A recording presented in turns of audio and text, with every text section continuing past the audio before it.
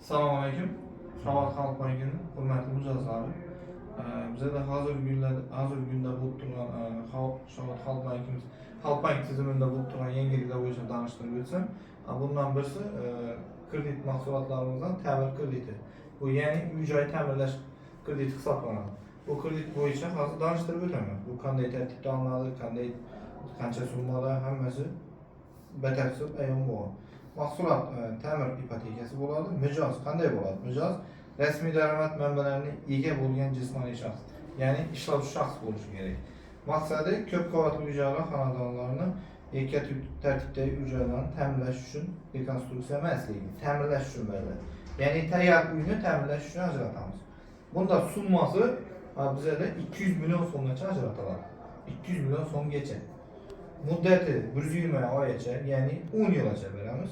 İmtiyoz davri mavjud emas. Yillik foiz stavkasi 24%dan. Boshlanish miqdori talab etilmaydi. To'lov grafik mijoz xohlagan usuli, ya'ni annuitet yoki differensial tartibda beriladi. Garov qanday bo'ladi bo'lsa, garovi